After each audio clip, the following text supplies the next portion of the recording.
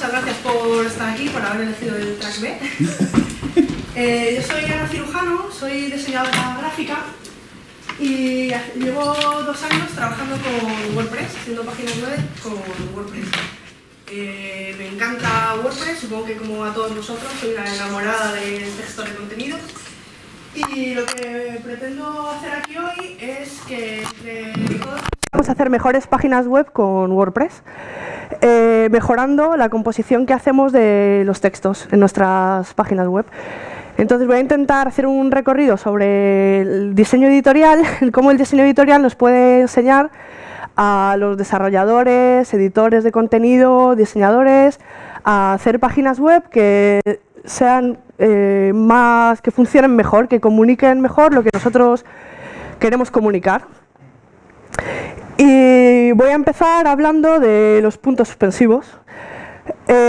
Los puntos suspensivos tienen una peculiaridad y es que no son 3 puntos seguidos, sino que son un solo carácter. Realmente esto no son 3, o sea, son 3 puntos seguidos, pero no son 3 puntos suspensivos, porque los puntos suspensivos tienen una corrección óptica y están más separados que el resto de caracteres.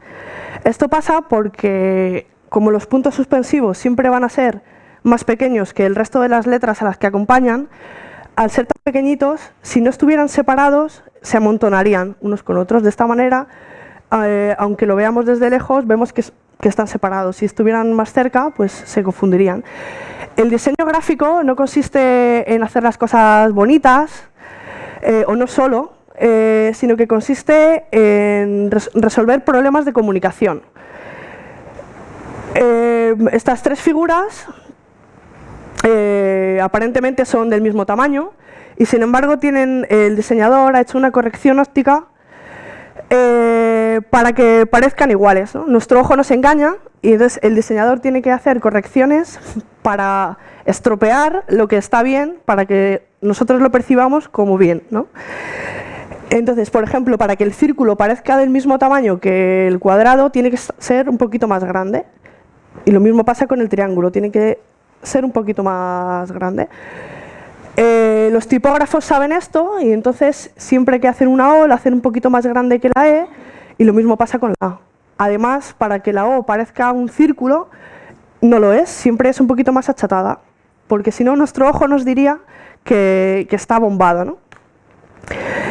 Entonces son todas estas cosas que tenemos en cuenta los diseñadores, que son técnicas que ya conocemos, pero que además tienen mucho que ver con la percepción que hace nuestro ojo, ¿no? Con las leyes ópticas. Hace 11 años Oliver Echtstein dijo que la tipografía era el 95% de la web. Hoy en día no creo que sea tanto, no me atrevería a decir ese porcentaje, pero sí que, por supuesto, tenemos que tener en cuenta a la tipografía porque realmente cuando un usuario entra en nuestra web va a pasar más tiempo si los textos son agradables para él. Si la lectura que haga es agradable, si no es agradable, si el texto no es legible o no lo puede leer bien, el usuario se va a ir, ¿no? Al final es verdad que ahora mismo prima el vídeo, prima la imagen, pero el contenido lo presentamos en forma de textos. Y cómo compongamos ese contenido va a influir muchísimo en el tiempo que la persona pase en nuestra página web, ¿no? Entonces, vamos a ver cómo podemos ser más cuidadosos con este tema. Voy a dar una serie de pautas o de recomendaciones muy sencillas para que podamos tener una página web con una tipografía adecuada. Cada vez lo voy a complicar un poquito, pero voy a intentar explicarlo de manera que todos, independientemente del nivel que tengamos, usuarios, desarrolladores, redactores, podamos entenderlo, ¿no? Lo primero que quería transmitir es que es importante el tipo de letra que elijamos. La letra tiene que ser legible, eso quiere decir que los caracteres se identifiquen, ¿no? La A de la izquierda es mucho más identificable que la A de la derecha, que se puede confundir con una O.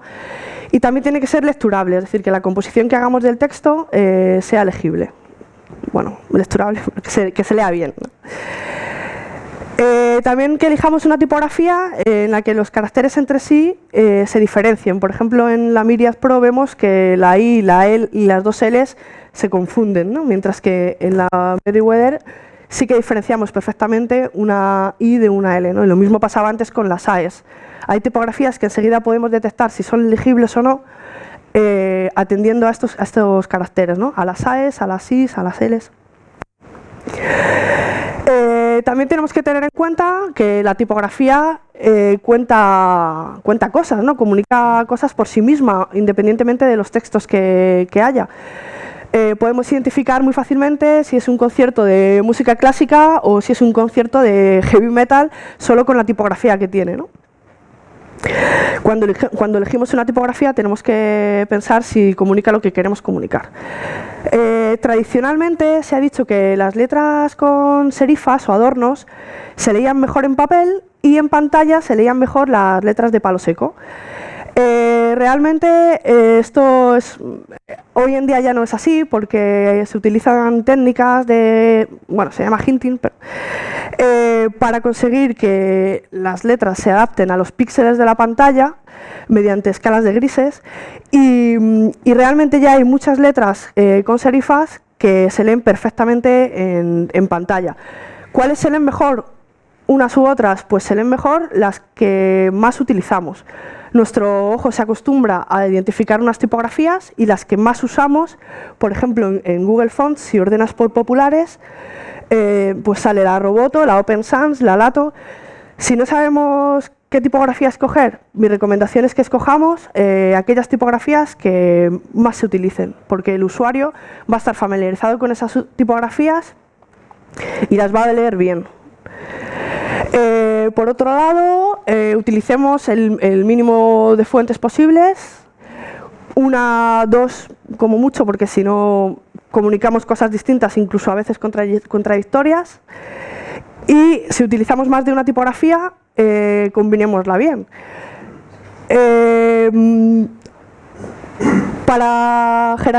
Al usuario le ayuda que utilicemos un tipo de letra para los titulares y otro tipo de letra para los párrafos, porque de esta manera se identifica muy fácilmente qué es un título y qué es el párrafo, ¿no? Entonces, jerarquizar en diseño también es algo muy importante, ¿no? Si utilizamos esta técnica, tenemos que utilizar letras que comuniquen lo mismo, ¿no?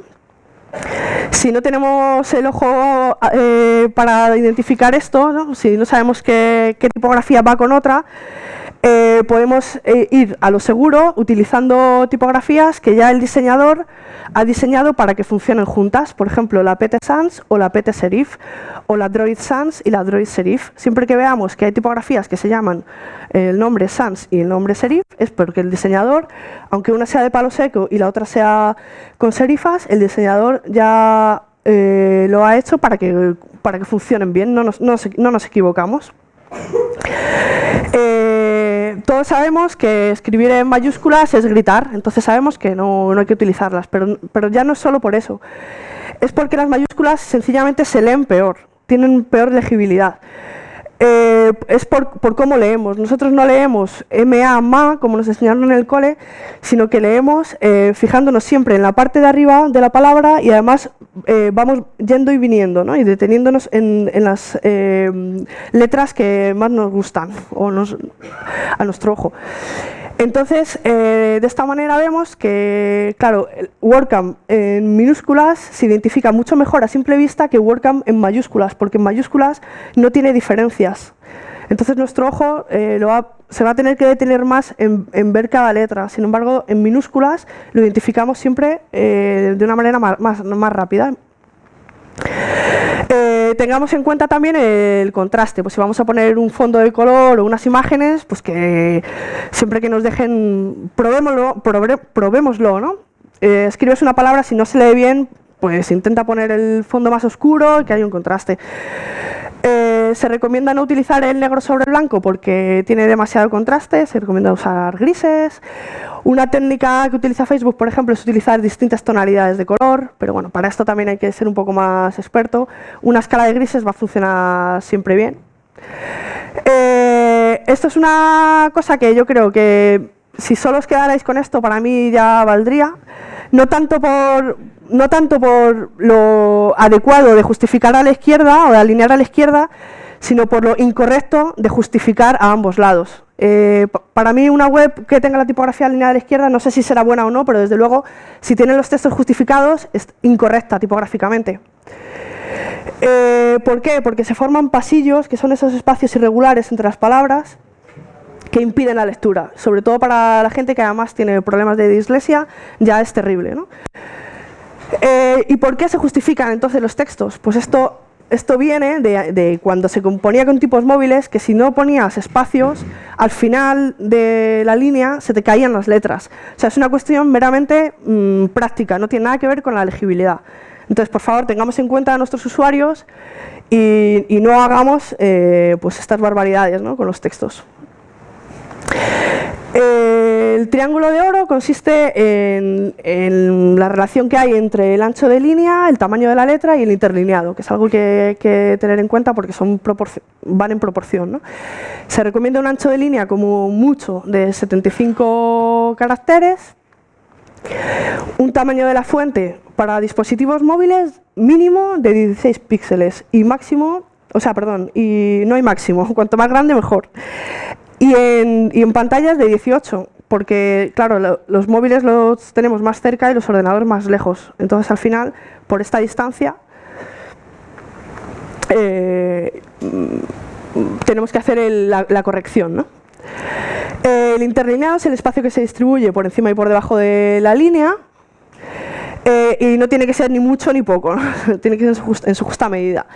El interlineado, ¿cómo lo vamos a definir? Pues en función del color de la tipografía, en función del tamaño de la letra, en función del ancho de la línea, en función del peso de la tipografía. Independientemente de su tamaño, las tipografías son más oscuras que otras, ¿no? Tienen más peso, más fuerza, necesitan más interlineado. Y si quieres acertar, porque tu ojo te engaña, pues mi recomendación es que para el cuerpo de texto utilicemos entre 1,2 y 1,6, y para los titulares siempre utilizar menos interlineado que para los párrafos. Vamos a ver un caso práctico, ¿no? Por ejemplo, tenemos este texto que aparentemente, bueno, pues no está mal, se lee bien, pero se puede mejorar, ¿no? Podemos poner la letra más grande, o sea, cambiar la tipografía, ponerla más grande, cambiar el ancho de la línea, aumentar el interlineado, modificar un poco los márgenes y cambiar los detalles, ¿no? Por ejemplo, aquí pues he cambiado las comillas normales por las tipográficas, que en español son las correctas. También se podrían corregir pues dobles espacio, cambiarlo por un espacio, ¿no? Con buscar y reemplazar, este tipo de detalles tipográficos que van a mejorar el texto, ¿no?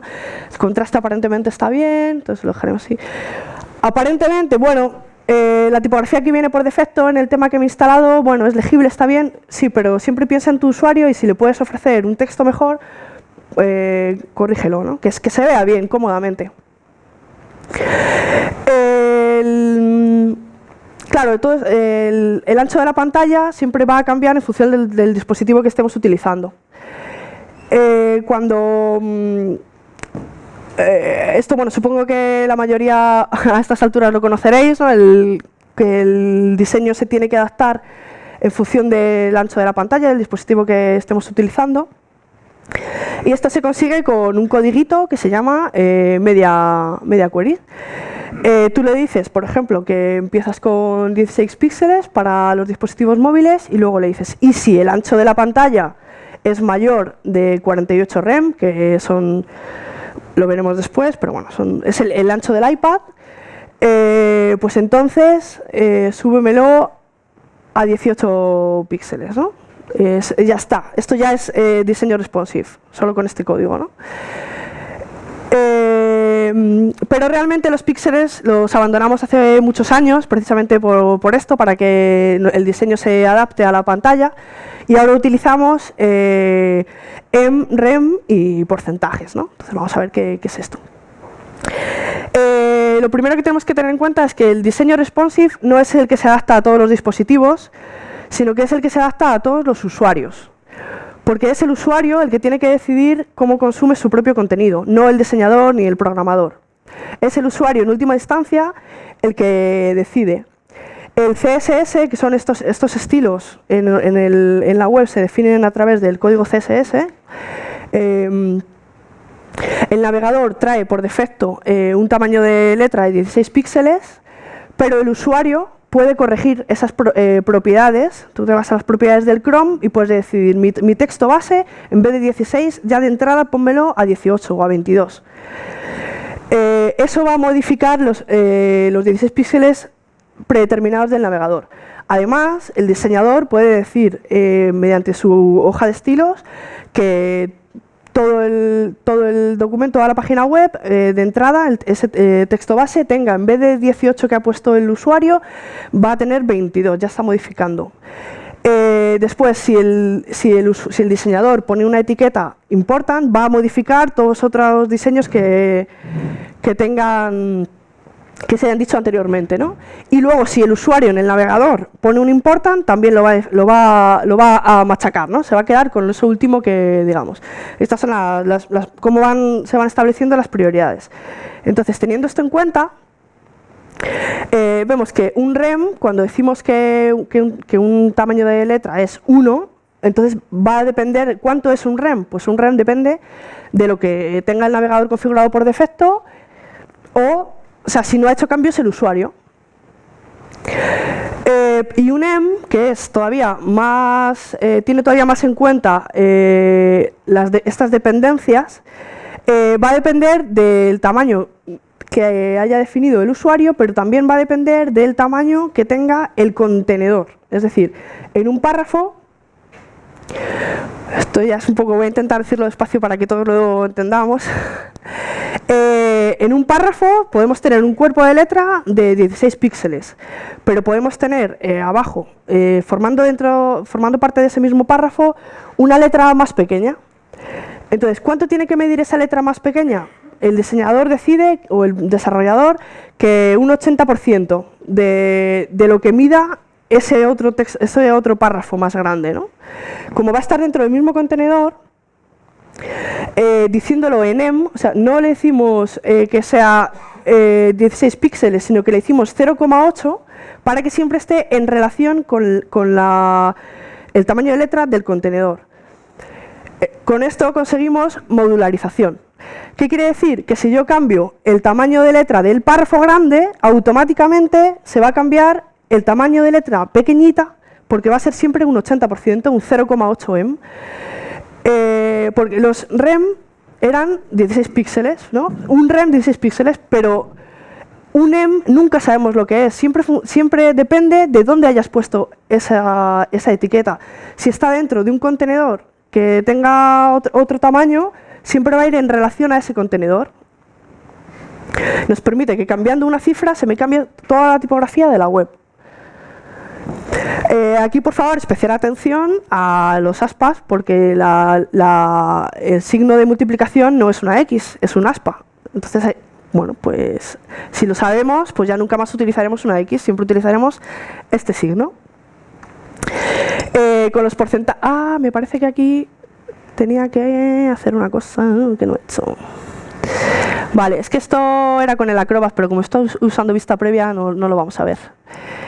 Era una animación muy bonita de una pantalla que se movía así relativamente, para explicar que siempre, si utilizamos porcentajes, vamos a tener en cuenta el ancho de la pantalla, y si usamos píxeles siempre va a ser de ese tamaño. Entonces, en una pantalla más grande no se va a adaptar, se va a quedar chiquitajo y feo. Entonces, nunca más usemos píxeles para ningún tipo de medida. Si utilizamos una escala modular, vamos a conseguir que nuestros tamaños de letra siempre estén proporcionados. Cuando elegimos el tamaño de letra de los titulares, tenemos que tener siempre en cuenta, claro, si habéis hecho alguna web alguna vez, os habréis enfrentado siempre a este problema, ¿no? Yo tengo mi texto base, lo voy a hacer de 18 píxeles, y el titular, el H1, lo voy a hacer de 30, y entonces, bueno, claro, pero si tengo hasta H2, luego H3, luego H4, luego H5, luego H... Claro, pero entonces me va a quedar el H1 así y otro... Bueno, pues este problema ya lo resolvió Tim Brown haciendo una mezcla entre la proporción áurea y la regla de los 2/3 y sacó pues una escala muy apropiada que, teniéndola en cuenta, tenéis todas las referencias en la presentación, que por supuesto la vamos a compartir.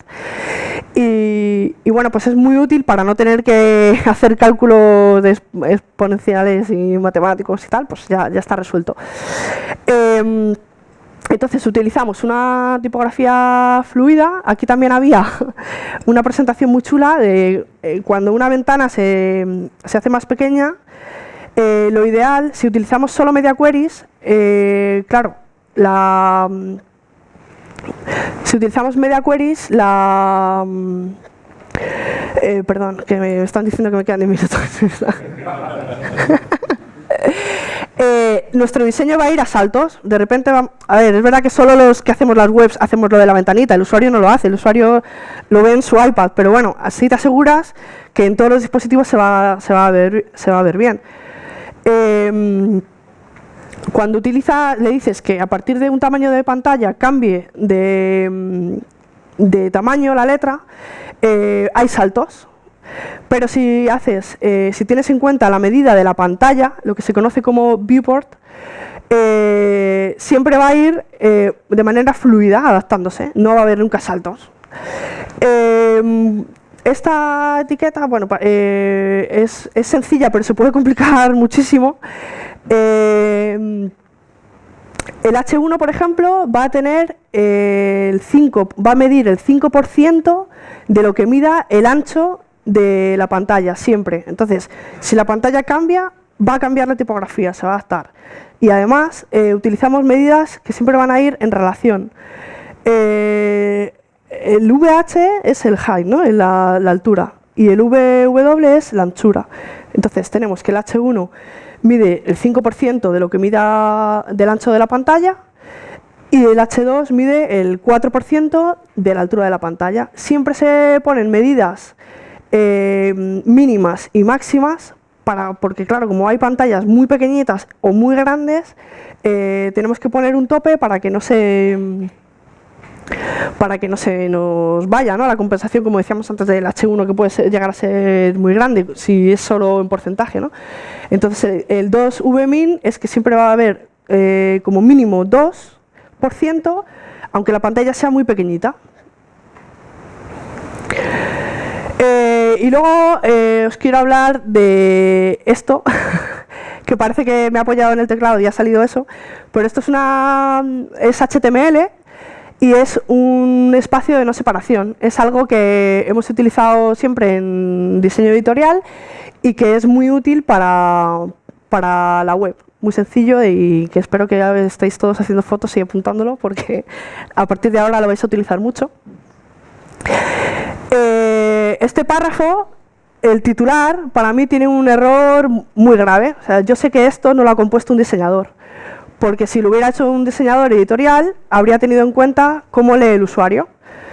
Porque habría dicho, hoy saldremos de fiesta, y habría dicho, esto es incorrecto.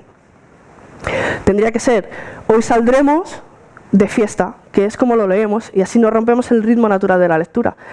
Pero claro, ahora como tenemos pantallas, hacemos un diseño responsive, yo no puedo meter un BR ahí entre el saldremos y el de para que se vaya para abajo, porque aparte de que es una barbaridad, si la pantalla es más ancha y sí cabría el fiesta, pues aún así se me va a cortar y se me va a bajar a la siguiente línea. Entonces, ¿esto cómo lo resolvemos con un diseño responsive? Pues utilizando el non-breaking space, que es el espacio de no separación, de manera que D y fiesta siempre van a estar unidos, independientemente del ancho de la pantalla. Entonces podemos decir que hoy saldremos de fiesta, siempre independientemente del tamaño del dispositivo en el que lo leamos. Y ya con esto pues vamos a mejorar la tipografía de las páginas pues enormemente, ¿no? Y además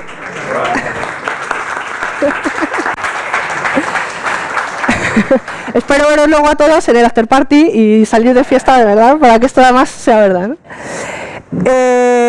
Y ya está, esto es todo. Os dejo eso, aparte de que en toda la presentación he puesto siempre en el pie de página referencias para justificar lo que digo o para ampliar información, también os pongo estos libros que son muy interesantes, tanto para composición de textos en general como en particular cómo funcionan los textos en pantalla, para que si sois tan frikis de la tipografía como yo podáis resarciros a vuestro gusto, aprendiendo cada vez más sobre este tema. Y ya está, pues muchas gracias a todos, espero que os haya gustado y si tenéis alguna pregunta...